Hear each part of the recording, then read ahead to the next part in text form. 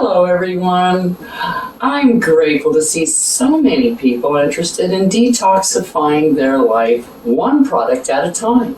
Here at Mary Maiden Apothecary, I'm going to share with you tips and tricks on how to make your preparations smooth and creamy instead of lumpy and clumpy. I'm also going to share with you recipes that have been handed down from other witches. I'm sure you guys would be interested in those. So come along on this journey with me and let's create.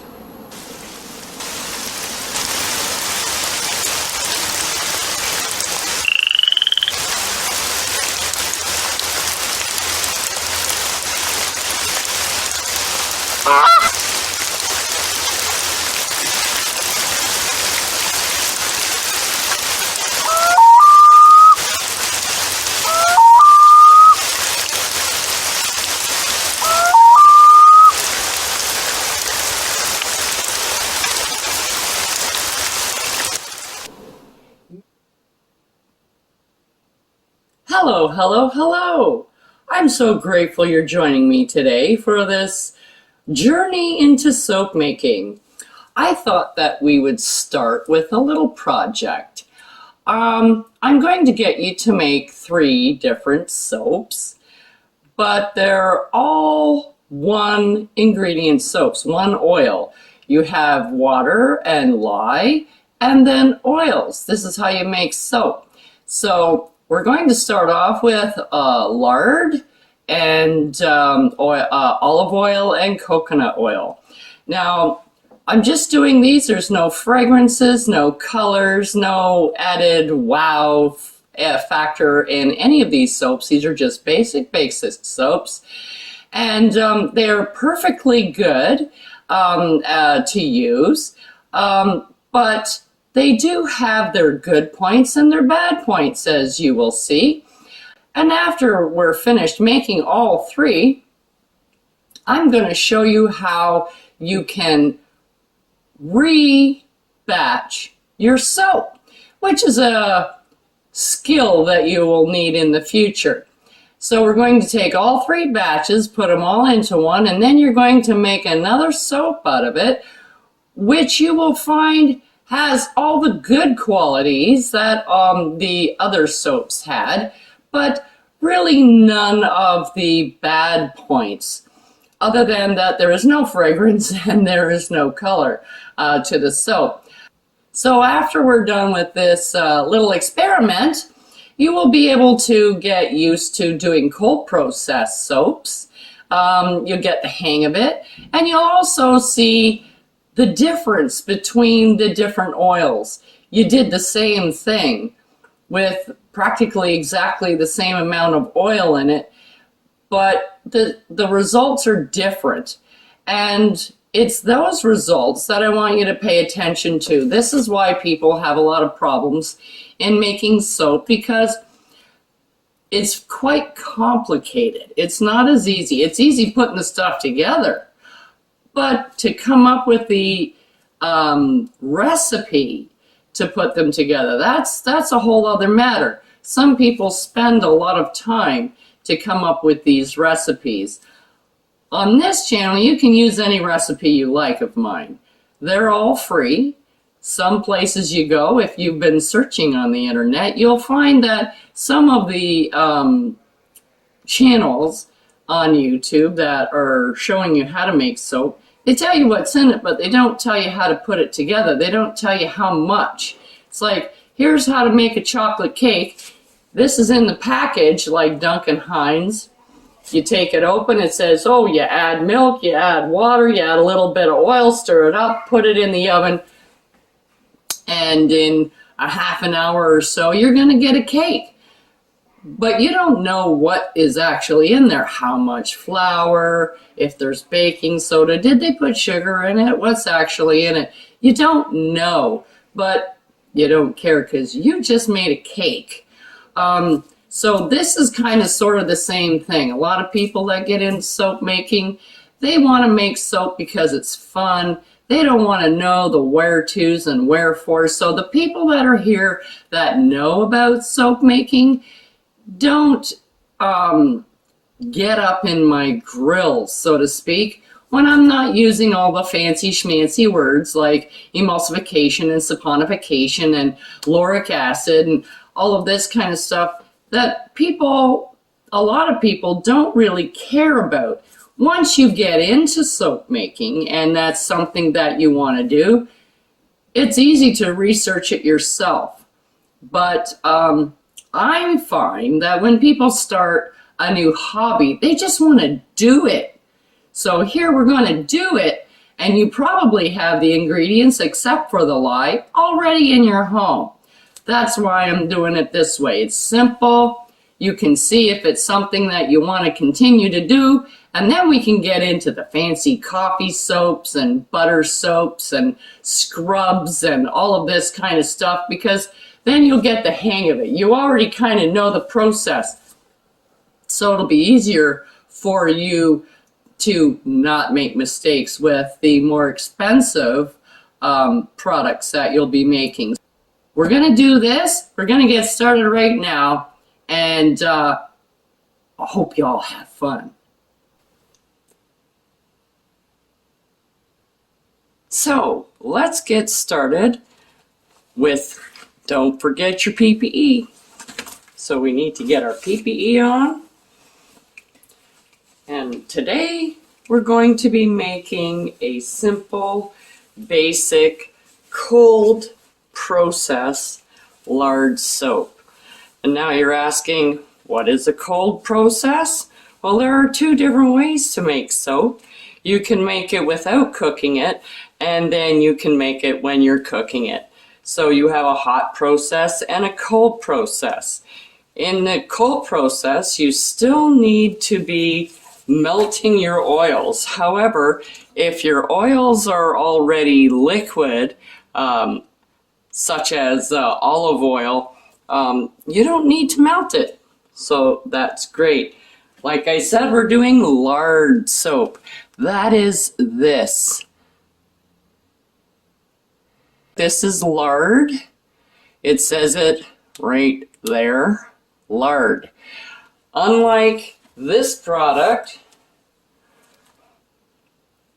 which is shortening, right there. So we're going to start by measuring out our products. And we're going to need some water. 120 grams of water. Now for water, the best kind of water is distilled or demineralized. I need to remove some of that. That's a little bit too much.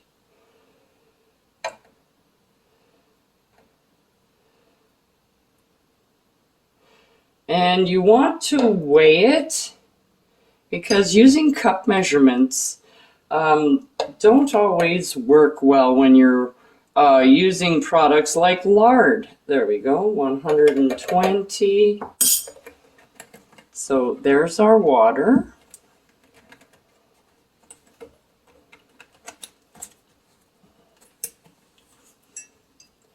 So we have water. And then we're going to be using 54 grams of lye. We need a little bit less of that. We want 54.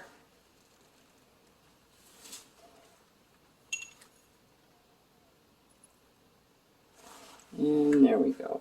Okay, there's our lye.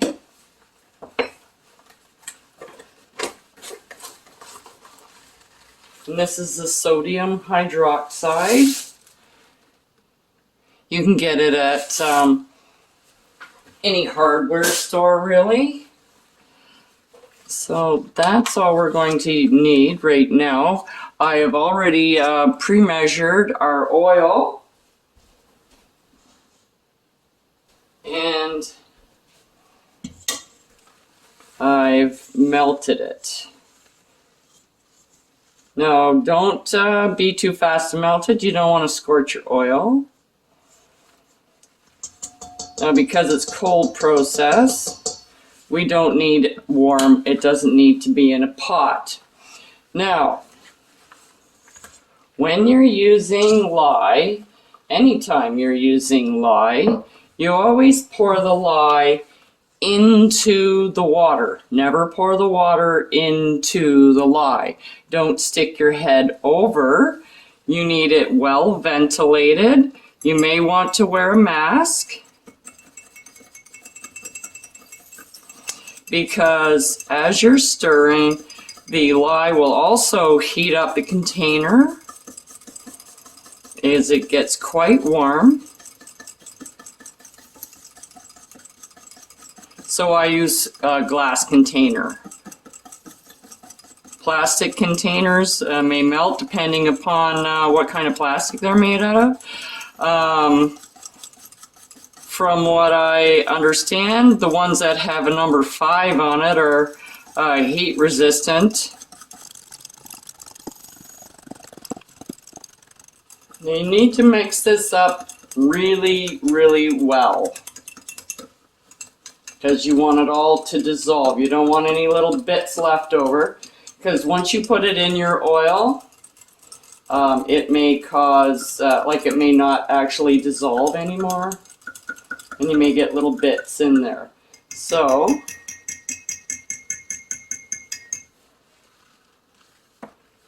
we're going to let that sit a bit and clear.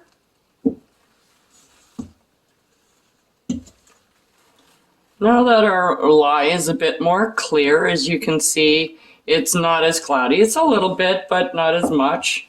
I just wanted to make sure everything was... Now, when you're pouring it in here, don't just turn the mixer on. Stir with the mixture and slowly pour your lye solution into your oil mixture.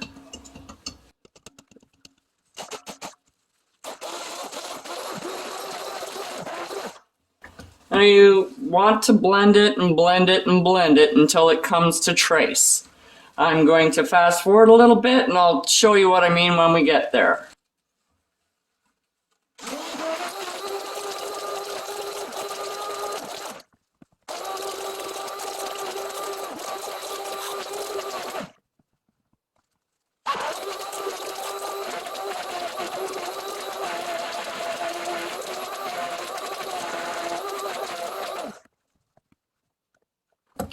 Okay, now you can see it kind of starting to look a bit like pudding. It's getting thicker. Now this is a light trace, and what that means is when you bring it across, you can see that it leaves a little bit of a mark there in it. You can still see that it's there. It's just, it's a thick liquid, so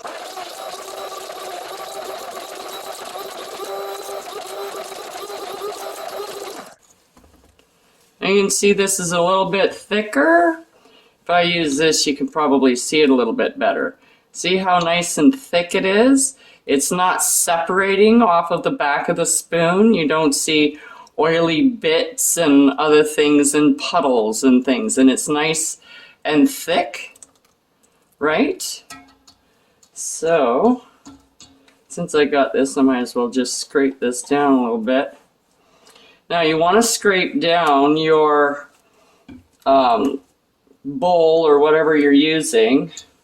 I like using the tin bowls because I can put them in a bath and put them in a hot sink of water and heat stuff up and melt stuff up, and I don't have to. It does it a lot faster than the glass does.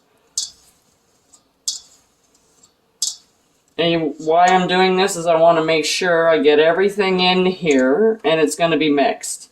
Because if you get some of this stuff in your soap and it's not mixed properly, it hasn't come to trace, because you need it to saponify and it needs to bake itself. The lye will continue to bake, that's why it's corrosive. And you have to let it sit a bit. It's got to cook itself. It goes through a couple of stages. And then the next day it cools off and you have nice, wonderful soap. So I'm going to show you what that's going to look like when we're all done.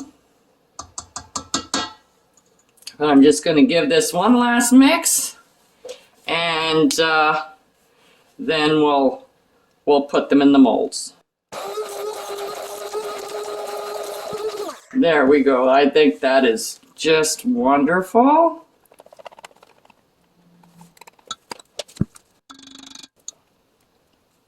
Okay. There we are. That in there. And you can use any kind of molds that you want.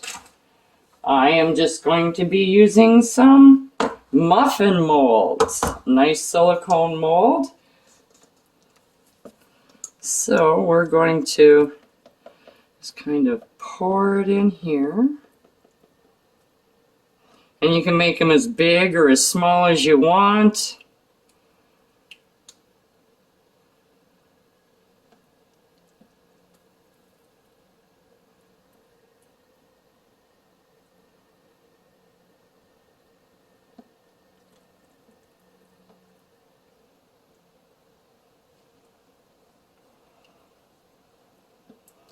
See, and it doesn't make, you can always double this batch, but if you're a single person, you're not really going to need to be doing this like every week to get soap for your family or for yourself. And if you do have a family and you use soap every day, you know how long it takes to go through soap.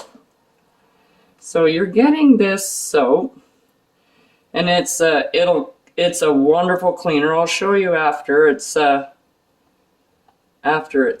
and we unmold it.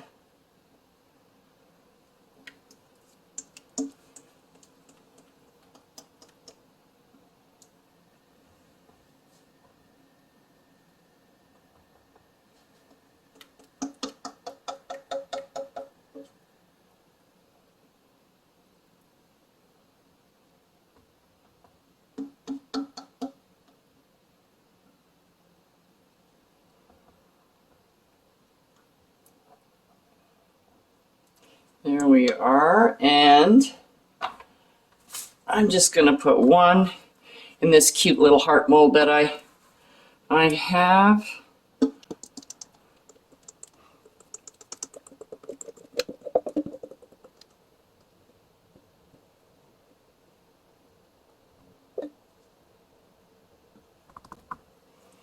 There we go.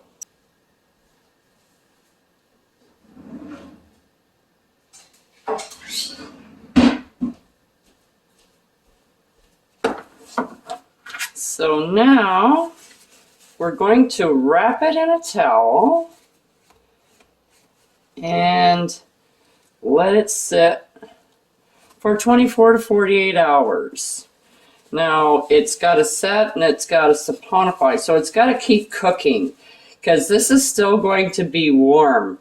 It's actually going through the chemical processes to make wonderful soap. And I'm just kind of getting all of this off of here just so it'll be easier. And then I just take one of these, it's a cutting board, and it fits this perfect.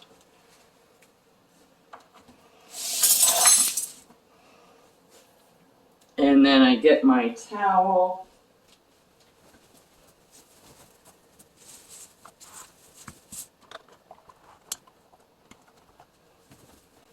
And wrap it up.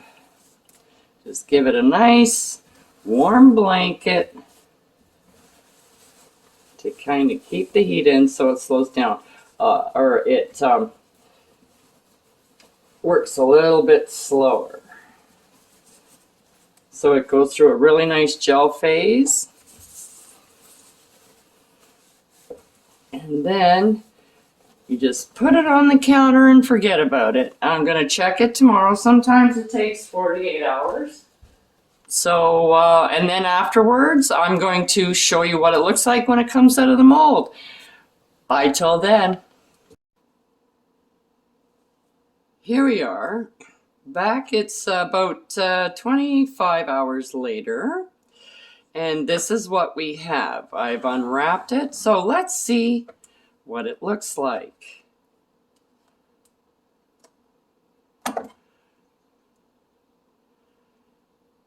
Nice, smooth. It's got a nice even color. A nice, beautiful soap.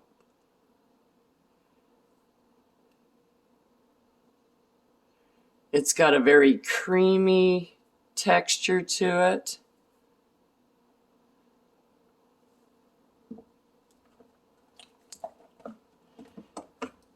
This is why silicone molds are preferred, is if you're using a solid mold, it's very difficult to get your product out of the mold.